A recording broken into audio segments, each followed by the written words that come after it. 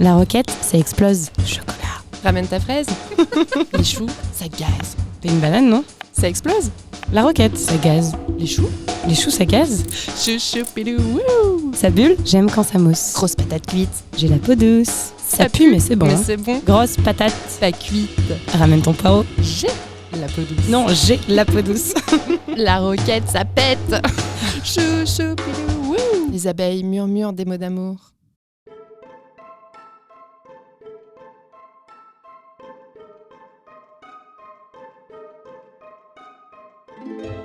La fabrique à bulles est une savonnerie bretonne au caractère bien trempé. Elle se veut artisanale, écologique et militante. Ils y fabriquent des savons biologiques, des cosmétiques naturels, des shampoings solides, baumes déodorants et même des produits d'entretien écologiques.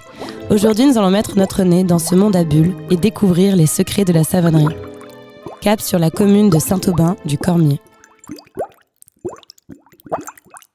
Avant, on était dans le garage de notre maison. Donc on n'avait pas l'endroit de stockage, on avait été petit, ouais, en mode savonnerie clandestine. Trop stylé. Il est tellement beau ce papier. Ouais, il est beau votre. Ouais. Lily et Kevin nous accueillent dans leur joli magasin de la fabrique à bulles où règne le pouvoir des fleurs. Et bah du coup à la fabrique à bulles, là on a dans la première pièce en fait, c'est notre pièce boutique, bureau et salle d'emballage. Qui sent bon les huiles essentielles. C'est ça.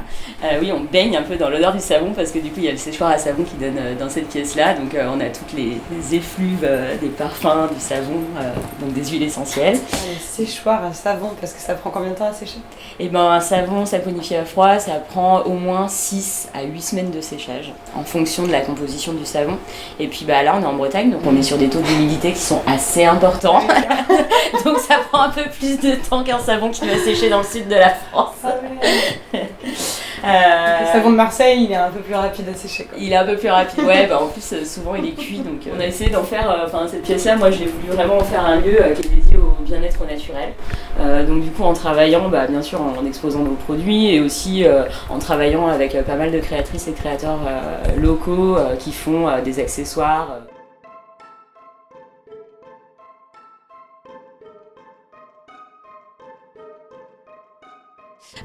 Dans l'idée d'avoir un endroit dédié au bien-être naturel, moi j'utilise beaucoup d'hydrolat. L'hydrolat c'est de l'eau florale, c'est le coproduit issu de la distillation des huiles essentielles. Et on a la chance d'avoir un producteur que j'ai rencontré à l'école d'herboristerie. Et c'est un mec qui est passionné et passionnant autour du sujet des plantes. Tous les gens avec qui on travaille, c'est vraiment issu de rencontres à travers des marchés, des lieux communs sur lesquels on va. Et parce que moi j'aime beaucoup travailler avec l'énergie et du coup quand je rencontre des gens passionnés, c'est top quoi.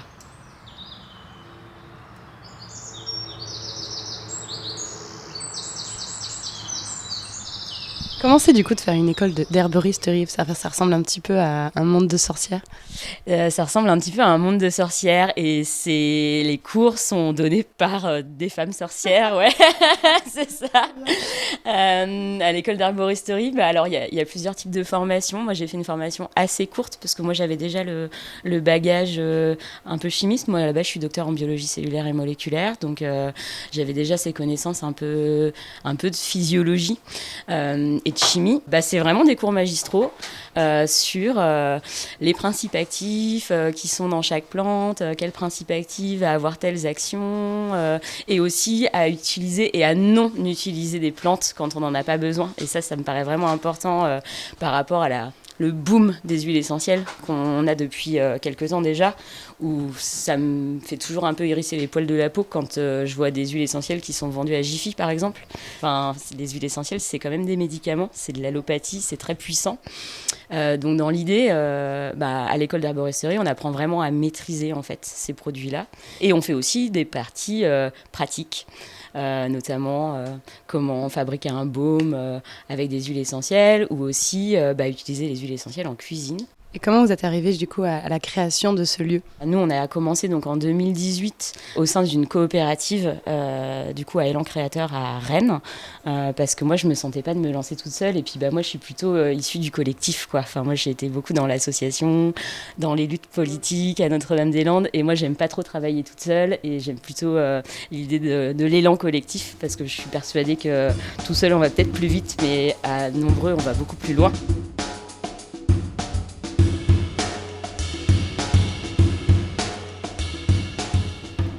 choulis chouquettes, c'est quand même la bonne commande. Tu peux ouvrir un bar, ça y est. Enfin, Les patchoulis chouquettes. Le patchouli chouquette. Le bar le plus cocoon de Rennes, quoi.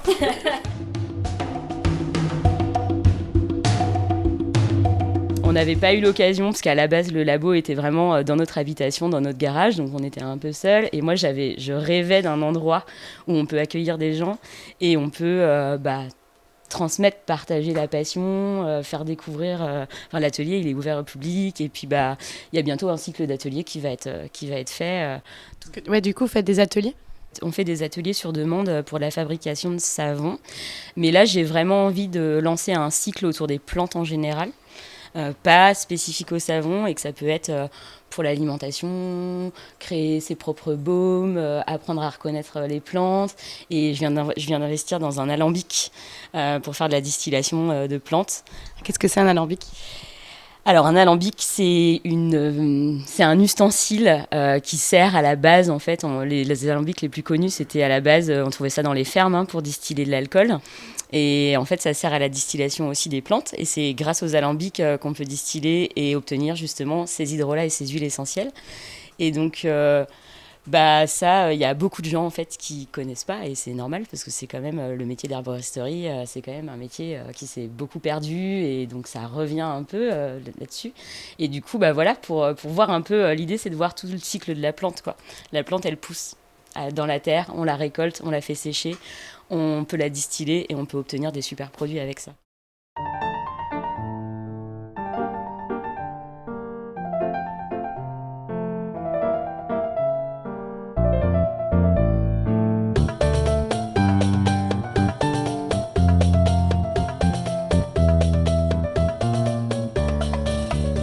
Est-ce que nos ancêtres faisaient des huiles essentielles ? Moi, j'aime dire que, toujours dans cette histoire un peu de sorcellerie, parce qu'on a souvent, parce que qui c'était les sorcières historiquement, c'était des femmes qui avaient la connaissance de la nature et qui ont d'ailleurs été bien discriminées par rapport à ça. Et après, elles se sont fait piétiner par le monde médical et la pharmacie. Mais en fait, historiquement parlant, dans plein de civilisations, mais même dans les peuples les plus primitifs, si je peux dire ça comme ça, on s'est toujours soigné par les plantes, quoi, ou par l'argile notamment.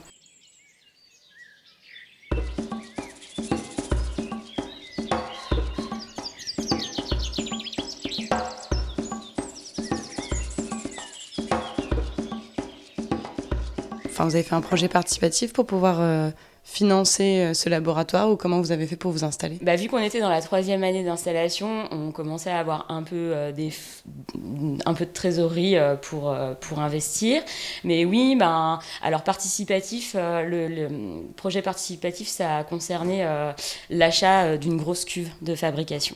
On va revoir un petit peu dans quel ordre vous utilisez cette cuve, parce que je pense que c'est un peu mystérieux pour tout le monde. Ouais. Alors notre cuve, elle s'appelle Paulette. Ah, elle a un petit nom. Comme mon chat. Très bien. Des sortes de bocaux remplis de fleurs, macérat de calendula, macérat souci. Qu'est-ce que c'est que ça ? Petite potion magique. C'est ça, c'est la potion magique. On parlait tout à l'heure en fait des hydrolats et des huiles essentielles. Là, c'est une autre. La macération en fait, c'est une autre façon d'utiliser les plantes et d'extraire leurs principes actifs.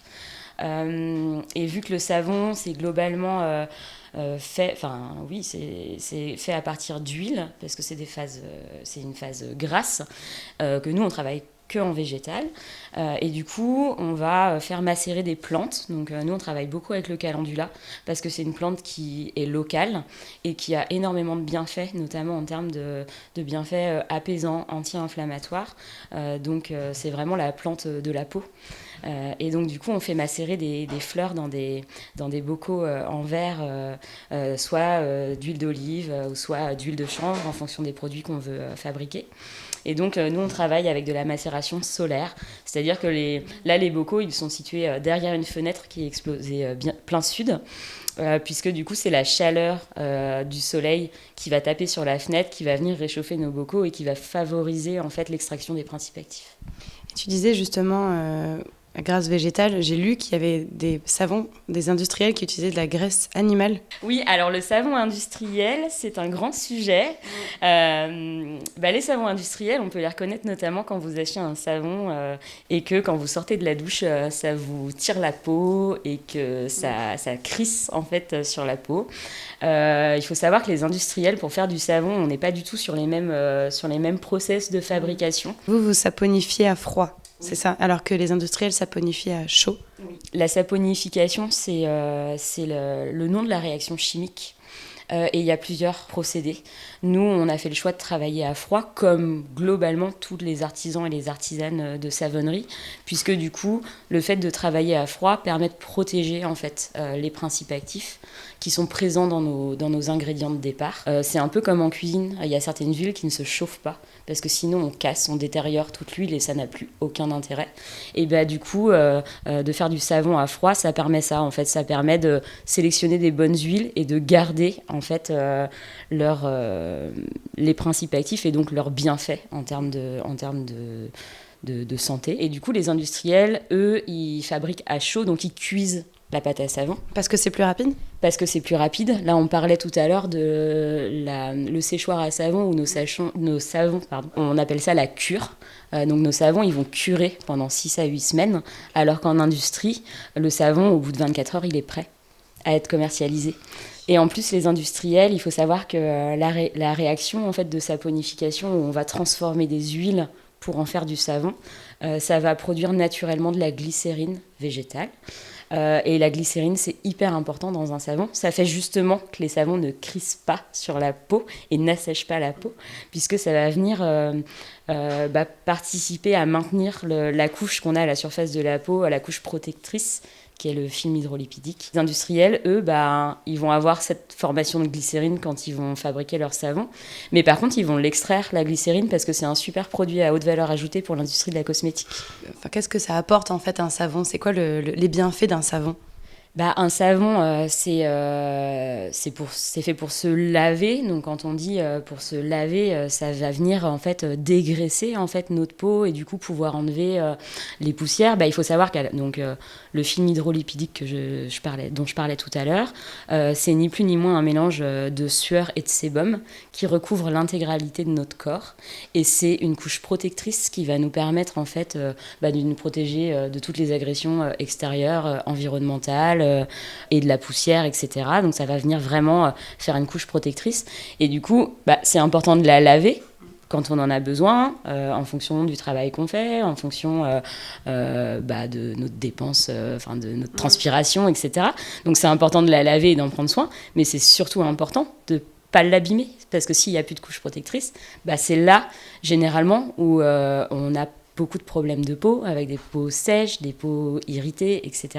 Et notamment les gels douche industriels dans les magasins, ils viennent détériorer ce film hydrolipidique.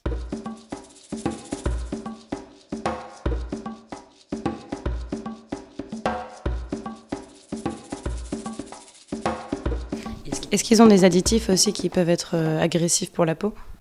Carrément, en fait, c'est quasiment que du détergent dans des gels douche. Donc en fait, faut s'imaginer un détergent que ça vient enlever le gras, mais ça va pas lui rapporter une couche de gras. Et en plus de ça, il y a souvent, vu que les gels douche, il y a beaucoup d'eau dans un gel douche, parce qu'en fait finalement, quand on achète une bouteille de gel douche, on achète de l'eau. Comme les chips, il y a une partie où c'est pas des chips. C'est ça. Et du coup, qui dit beaucoup d'eau, dit beaucoup de produits de conservateurs. Ça peut être assez irritant. Il y a aussi beaucoup de perturbateurs endocriniens. C'est vraiment nocif et pour notre santé et pour la planète, puisque ça après c'est relargué dans l'eau ou dans les sols. Et donc du coup, c'est vraiment pas écolo, quoi. Qu'est-ce que vous utilisez, vous, comme additif pour la couleur, pour l'odeur?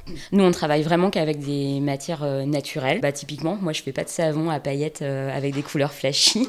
C'est très, très beau, bravo pour celles qui font ça. Mais moi, du coup, c'est pas du tout mon trip. Pour les couleurs, en fait, c'est des couleurs qui sont liées aux huiles qu'on utilise. Et vu que c'est des huiles brutes de première extraction à froid et qui proviennent en direct des producteurs, on est vraiment sur un produit très brut. Et donc en fonction de la plante, de la graine qui va être transformée en huile, et ben on va avoir des couleurs naturelles. Et on travaille pas mal avec l'argile aussi, parce que les argiles, donc l'argile c'est du minéral, qui ont des très forts pouvoirs d'absorption et donc qui sont vraiment hyper importants au niveau de la peau. Enfin d'ailleurs on parlait du savoir ancestral, enfin on utilisait énormément d'argile avant pour n'importe quel type d'utilisation. Pour le parfum, nous on a pareil, on n'utilise pas du tout de parfums de synthèse qui sont souvent issus de la pétrochimie, voilà. Et donc on est vraiment sur l'utilisation d'huile essentielle, toujours avec parcimonie pour donner une légère odeur. Et par exemple, le patchouli, on n'embaume pas le patchouli.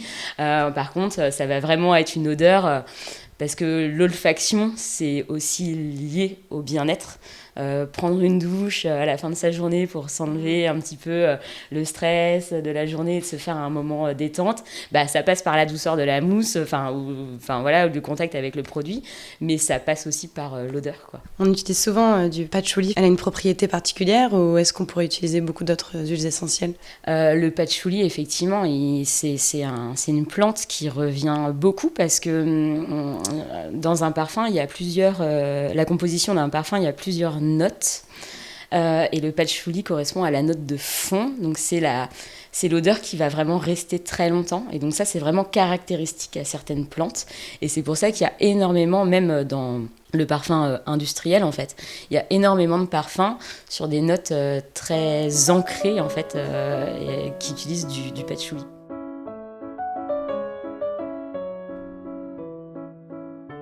Verse 1 à 2 gouttes d'huile essentielle sur un mouchoir et tu le respires et tu le mets à côté de toi. Ah, donc tu peux quand même l'inhaler comme ça direct, oui. Ouais. Enfin, en pur, quoi. Ouais. Parce que c'est quand même violent hein, quand c'est en... Ah ouais. Toi qui aimes le patchouli, tu veux sentir. On est au début du procédé pour faire un savon, c'est ça ? Du coup, est-ce que tu peux m'expliquer qu'est-ce qu'il y a en face de toi et qu'est-ce que tu t'apprêtes à faire là ? Tu as la main sur un gros bouton. Et bien là, je m'apprête à allumer Paulette, notre cuve de fabrication. C'est juste pour ça le jeu de mots allumé Paulette que vous l'avez nommé. Non, pas du tout. Le jeu de mots, il vient de se faire en direct là. Donc en fait, c'est une grande cuve en inox qui nous permet de fabriquer du savon, qui nous permet de fabriquer tous les produits qu'on fait ici à la fabrique à Bulle. Et notamment avec le savon, ça nous permet maintenant de fabriquer des quantités de 40 kg par 40 kg. Donc du coup, cette cuve, c'est une grosse cuve en inox à bascule. Refaire un peu la même chose qu'un bain-marie, c'est-à-dire que c'est une cuve à bain d'huile. Donc on va pouvoir la régler en température, notamment en savonnerie. Donc on a beau travailler en saponification à froid, un des ingrédients qui entre dans la composition de notre savon, c'est l'huile de coco. Et l'huile de coco, sous nos températures, elle est solide. Et nous, on va être obligé de la faire fondre un petit peu. En cosmétique, on travaille toujours en bain-marie pour jamais chauffer directement les ingrédients, justement pour vraiment ne pas agresser et ne pas casser les bienfaits des ingrédients. Parce que du coup, le savon, ça va nous former une sorte de liquide qui va être plus ou moins épais. Ça pourrait ressembler des fois, en termes de texture, à de la crème anglaise. Et donc du coup, nous, l'idée, c'est que dans cette cuve, on va venir mettre tous les ingrédients qui vont être nécessaires pour faire du savon.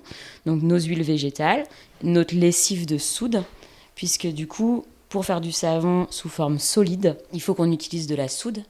Et donc c'est le mélange de la soude avec nos huiles qui, une fois mixée, en fait, va mettre en place la saponification.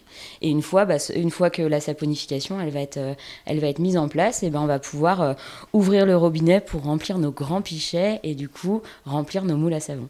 On le fait en direct. Alors donc là, j'allume la cuve. Donc c'est une cuve qui a un couvercle, hein, puisque du coup, vu qu'on peut monter en température, ça permet de limiter l'évaporation. Et donc dans cette cuve, on va venir ajouter donc nos huiles végétales.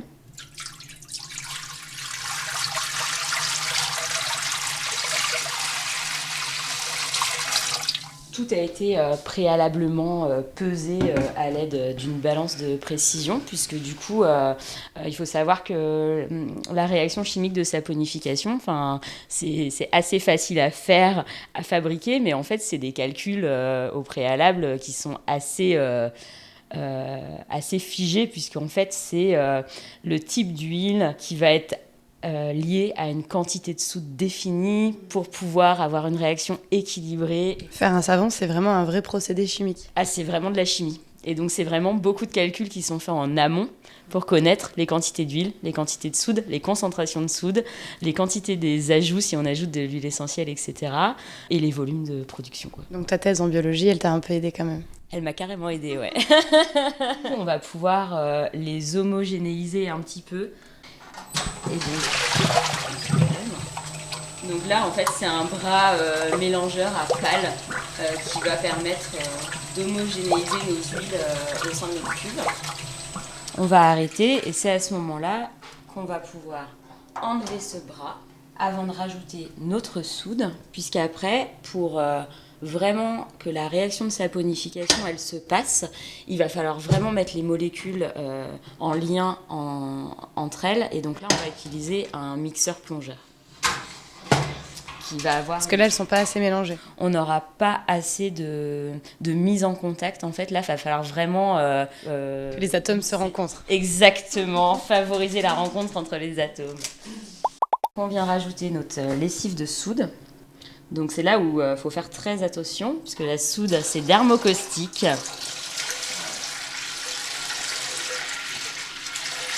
Dermocaustique, ça veut dire quoi? Et ben ça veut dire que de la soude, c'est très très irritant et ça brûle la peau. Donc des micro-projections de soude, ça peut vraiment être grave. Moi, ça m'est arrivé une fois, j'ai une goutte de soude qui m'est tombée sur le pied et en fait, je m'en suis pas rendu compte tout de suite.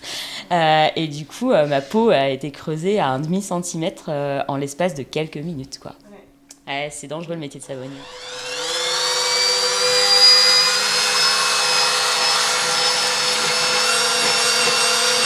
En fonction des ingrédients qu'on va avoir mis dans notre savon, ça va durer plus ou moins de temps, puisque en fait il y a des huiles, et en fonction surtout des additifs, si on met de l'argile ou quelques huiles essentielles, il y a des huiles qui vont favoriser en fait le côté épaississant de la pâte à savon.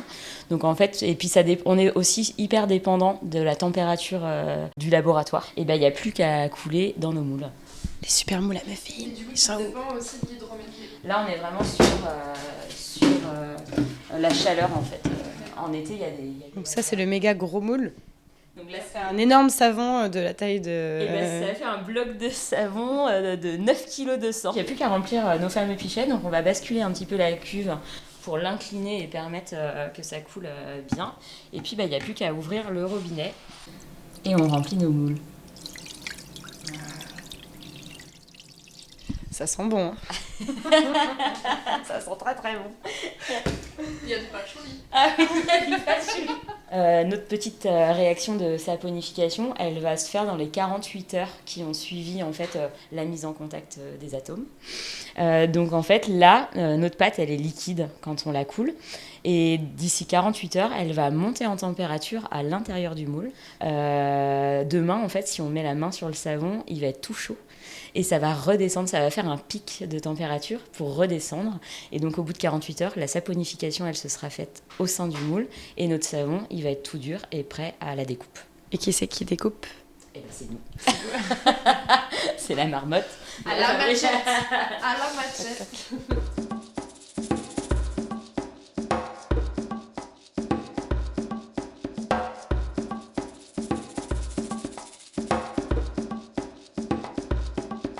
On a un premier outil qui va nous permettre de découper ce gros bloc de savon en barres de savon. C'est découpé avec des cordes de guitare, donc c'est vraiment le même principe que le fil à couper le beurre. Hein. Donc, voilà. Ça donne vraiment trop envie de d'essayer. C'est vrai qu'en vrai, ça ressemble vraiment à un petit bouton pour accorder les guitares. Ensuite, découper cette fois-ci à l'aide d'un deuxième outil qui s'appelle une guitare à savon, pour le coup. Parce que là, c'est vraiment le même principe et chaque barre de savon va pouvoir être découpée en 15 savons individuels. Bien la positionner et on va effectuer un peu de pression dessus. Et voilà, là, on aura obtenu nos 15 savons individuels. Satisfaisant. Hyper satisfaisant.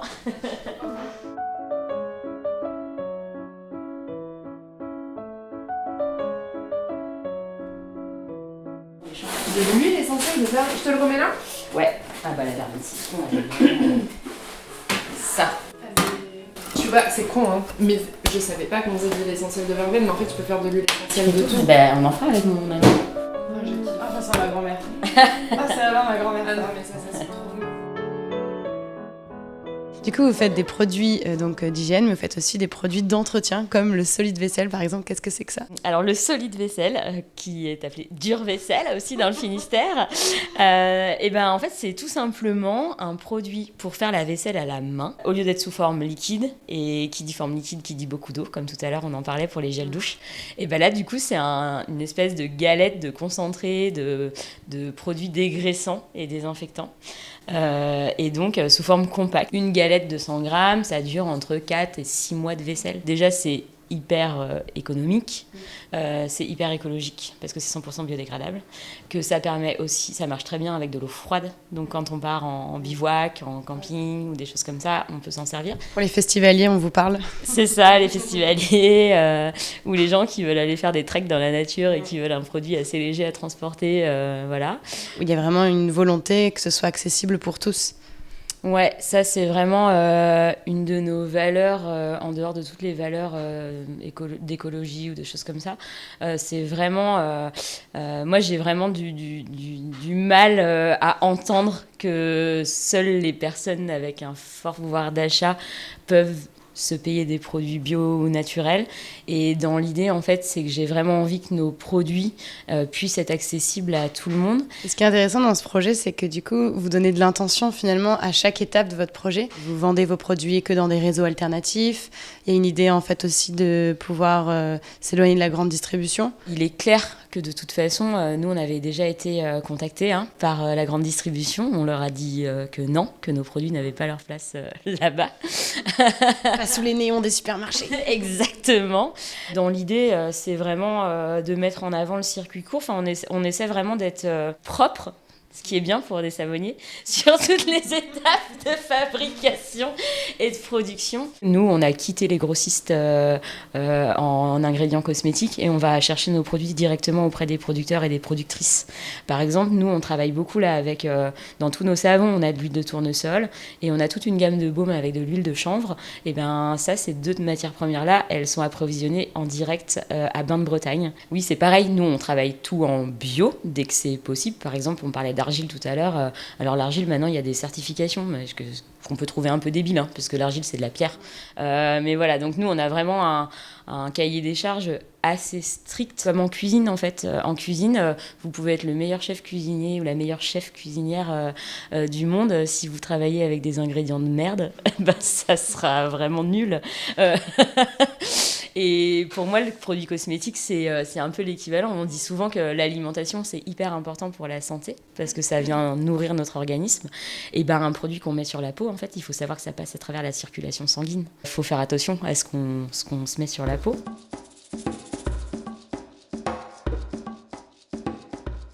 C'est clair, on a augmenté nos coûts de matières premières, mais en même temps, on a des produits de super qualité et c'est vraiment... dans le projet, c'est vraiment sociétal, quoi. C'est de l'économie sociale et circulaire, quoi. Et vous êtes aussi dans une dynamique de zéro déchet? Oui, nous on a eu produits solides, donc on n'a plus d'emballage plastique. Le dernier emballage plastique qu'on a, donc il est 100% recyclable, c'est celui du solide vaisselle, mais du coup on le propose en recharge, donc ça veut dire que les personnes elles peuvent acheter une fois la boîte. Et en termes de public que vous pouvez toucher, aujourd'hui, il y a quand même beaucoup plus de gens qui sont intéressés par le circuit court. En plus, avec le Covid, je ne sais pas si vous avez... il y a beaucoup plus de gens qui s'intéressent aujourd'hui au circuit court, consommer local, pour les interactions sociales aussi que ça peut avoir. Est-ce que vous avez ressenti ces changements ? Ouais, nous on a pas mal ressenti ces changements, surtout, donc je pense que c'est vraiment lié au Covid et aussi, moi ça me fait penser à la période de Noël de l'année dernière où il y a quand même eu un gros élan pour l'achat local, l'achat de créateurs, de créatrices ou d'artisans locaux. On a ouvert notre boutique et c'était la première fois puisque on venait d'être installés depuis 1 mois dans nos locaux et on a eu énormément d'affluence, ouais, et pas mal de gens qui m'ont dit allez, cette année, j'essaie de tout faire mes cadeaux en local.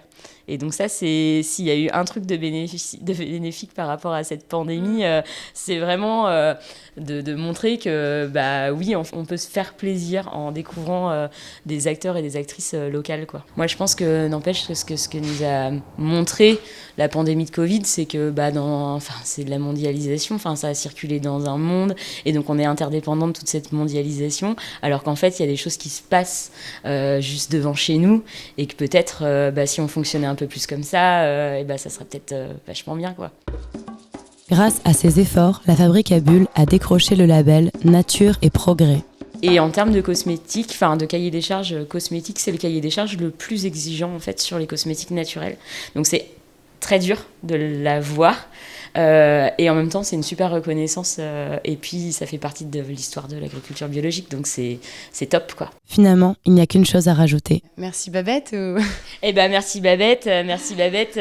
On est trop contents de travailler, de fournir en tout cas les membres de Merci Babette, parce que ça colle carrément avec les valeurs qu'on a depuis le départ, c'est-à-dire donc les circuits alternatifs qui sont portés par des bénévoles, en fait des actrices et des acteurs qui vont vers dans des meilleurs choix de consommation, et donc justement qui sont à l'origine en fait de ces groupements d'achat, et donc de mettre vraiment les producteurs et les productrices en contact d'éventuels consommateurs et des gens qui ont vraiment fait le choix de quitter les grandes surfaces et se débrouiller de façon autonome dans cette dynamique du circuit court, et nous on est hyper fiers de participer à ça.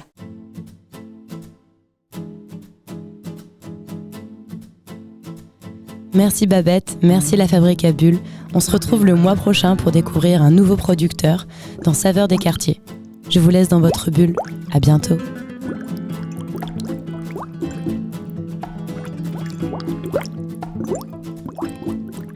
L'émission aux petits oignons.